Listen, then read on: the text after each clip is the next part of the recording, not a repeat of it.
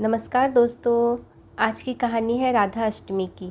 धार्मिक मान्यताओं के अनुसार राधा रानी की पूजा के बिना भगवान श्री कृष्ण की पूजा अधूरी मानी जाती है। कृष्ण जन्माष्टमी की तरह ही राधा अष्टमी का त्यौहार बड़े धूमधाम के साथ मनाते हैं। धर्मशास्त्रों में कहा गया है कि राधा अष्टमी का व्रत किए बिना कृष्ण जन्माष्टमी का व्रत अधूरा माना गया है। राधा अष्टमी यानी देवी राधा का जन्मदिन इनके जन्म स्थल बरसाना सहित पूरे ब्रिज में उत्साहपूर्वक मनाया जाता है। देवी राधा देवी माँ लक्ष्मी का ही अंश है, जो भगवान श्री कृष्ण की लीला में सहयोग करने के लिए प्रकट हुई थी। ऐसी धार्मिक मान्यता है कि देवी राधा के जन्मदिन यानी भाद्र शुक्ल अष्टमी से कृष्ण पक्ष की अष्टमी तक जो साधक देवी राधा की पूजा करते हैं और राधा मंत्रों का जप करते हैं, उन पर देवी राधा की और लक्ष्मी जी की खास कृपा बनी रहती है। पौराणिक कथाओं के अनुसार राधा माता गोलोक में श्री कृष्ण के साथ निवास करती थी। एक बार देवी राधा गोलोक से कहीं बाहर गई। जब वापस आई तो देखा कि भगवान श्री कृष्ण गोलोक में नहीं है। उस समय भगवान श्री कृष्ण अपनी एक सखी विराजा के साथ गोलोक में घूम रहे थे।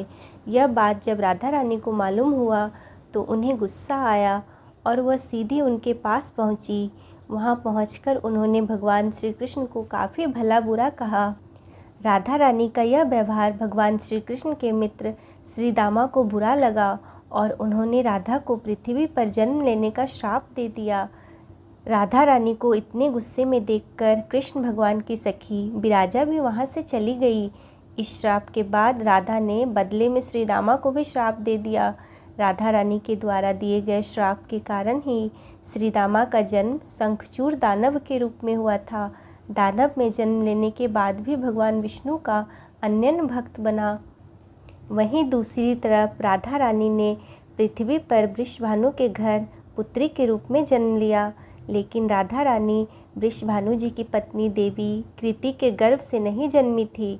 दरअसल जिस समय श्री दामा और राधा रानी ने एक दूसरे को श्राप दिया, तब भगवान श्री कृष्ण ने राधा रानी से कहा कि आपको पृथ्वी पर देवी कृति और वृषभानु जी की पुत्री के रूप में रहना है।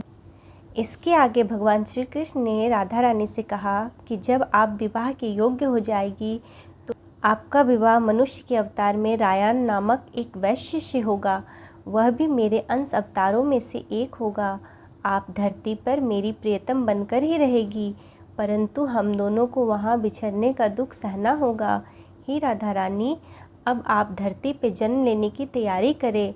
संसारिक दृष्टि में देवी कृति गर्भवती हुई और उन्हें प्रसव भी हुआ, लेकिन कृति के गर्भ में योग माया की प्रेरणा से वायु का प्रवेश हुआ और उन्होंने वायु को ही जन्म दिया।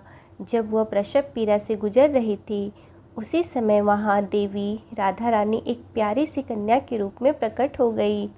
जिस दिन राधा रानी प्रकट हुई वह भाद्रपद शुक्ल पक्ष अष्टमी का दिन था, इसलिए भाद्रपद शुक्ल पक्ष अष्टमी को राधा रानी की अष्टमी के रूप में मनाया जाता है। इस दिन भगवान श्री कृष्ण और राधा रानी की पूजा की जाती है। इस व्रत को करने से हमें सांसारिक सुखों का आनंद मिलता है। इस व्रत को करने से धन की कमी नहीं होती है और घर में बरकत बनी रहती है। राधा रानी की कृपा हमेशा बनी रहती है।